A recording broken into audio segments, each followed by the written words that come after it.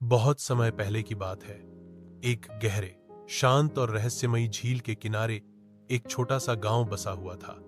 इस गांव के अधिकतर लोग मछली पकड़ने का काम करते थे। यह गांव प्रकृति की गोद में बसा था।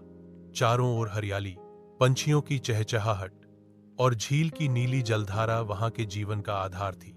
वहीं उसी झील में एक विशाल मगरमच्छ भी रहता था। बूढ़ा, पर अनुभवी और बुद्धिमान। उसके शरीर पर समय के निशान थे, पर उसकी आंखों में जीवन के गहरे अनुभव झलकते थे। नीलकंठ एक ईमानदार और मेहनती मछुआरा था। वह हर दिन सूरज निकलने से पहले अपनी नाव लेकर झील की ओर निकल पड़ता और दोपहर तक लौट आता। वह अपनी पत्नी सारिका और दो बच्चों के साथ रहता था। गरीबी में भी उसका परिवार खुश रहता था, क्योंकि नीलकंठ अपने काम से संतुष्ट था।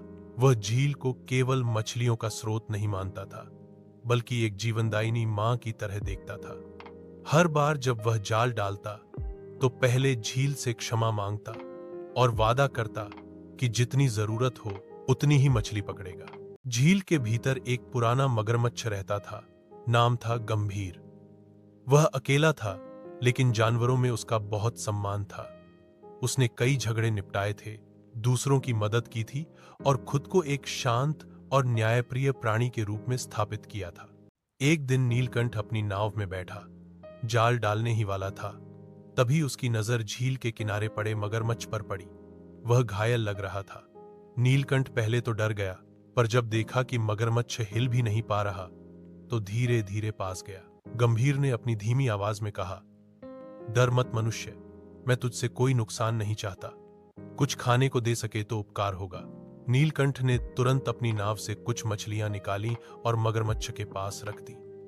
गंभीर ने कृतज्ञता भरी निगाहों से उसे देखा। उस दिन से दोनों के बीच एक रिश्ता बन गया। एक ऐसा रिश्ता जो डर और स्वार्थ से नहीं, बल्कि करुणा और समझ से उपजा था। नीलकंठ रोज मगरमच्छ के लिए मछलियां छोड़ने लगा।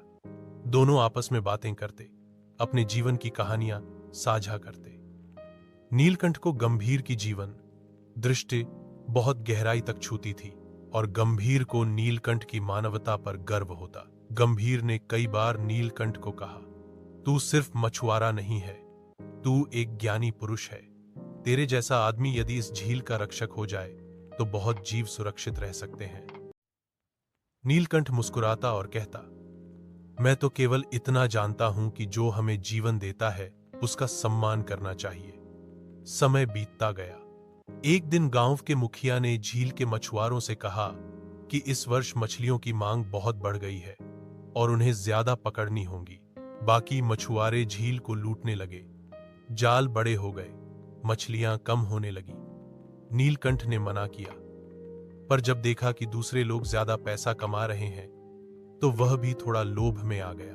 उसने सोचा, मैं तो मगरमच्छ की सेवा कर ही रहा हूं, थोड़ा और मछली पकड़ लूंगा तो क्या हर्ज है। धीरे धीरे वह भी दूसरों की तरह ज्यादा पकड़ने लगा। गंभीर ने यह सब देखा। वह बहुत दुखी हुआ। उसने नीलकंठ को रोका, समझाया, तू मेरी आंखों में झांक और सच बता, क्या यही वादा किया था तूने जब पहली बार मुझसे मिला था? नीलकंठ को शर्म आई, पर उसने सफाई दी, गंभीर, मेरे बच्चों को खाना चाहिए और अब कीमतें बढ़ गई हैं। गंभीर ने कहा, जरूरत और लालच में फर्क होता है। जरूरत पूरी होती है, लालच कभी नहीं। उस दिन के बाद गंभीर ने नीलकंठ से बात करना बंद कर दिया।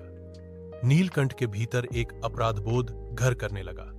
इसी बीच झील का पारिस्थितिक संतुलन बिगड़ने लगा। मछलियां तेजी से घट गईं, पानी में सड़न फैलने लगी, पक्षी, कछुए और दूसरे जल जीव भागने लगे। गांव में अकाल सा माहौल बन गया। लोग एक दूसरे को दोष देने लगे। कुछ मछुआरे गांव छोड़कर चले गए। जो बचे वे डर और भूख से जूझने लगे। नीलकंठ टूट गया। उसने झील को नुकसान पहुंचाने का दोष खुद को दिया। वह गंभीर से माफी मांगने गया, पर मगरमच्छ बहुत बीमार हो चुका था। नीलकंठ ने प्रण लिया कि वह झील को पुनर्जीवित करेगा। उसने गांव के बच्चों को इकट्ठा किया, उन्हें झील की सफाई में लगाया, मछलियों की प्रजातियों के संरक्षण की योजना बनाई और पूरे गांव को जागरूक किया। गंभीर को जब यह पता चला तो उसकी आंखों में आंसू आ गए। वह बोला, अब मैं शांति से जा सकता हूं, क्योंकि तूने अपनी गलती को सुधारा है। कुछ ही दिनों में गंभीर ने अंतिम सांस ली और नीलकंठ ने उसका पूरे सम्मान के साथ अंतिम संस्कार किया। नीलकंठ और गांव वालों की मेहनत रंग लाई।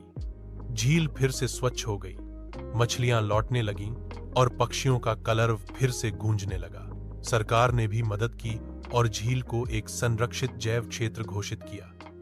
नीलकंठ को झील रक्षक की उपाधि दी गई। उसने झील के किनारे एक स्मृति शिला लगवाई, जिस पर लिखा था, प्रकृति से लो जितना जरूरी हो, अगर उससे छीनोगे तो वह सब कुछ छीन लेगी।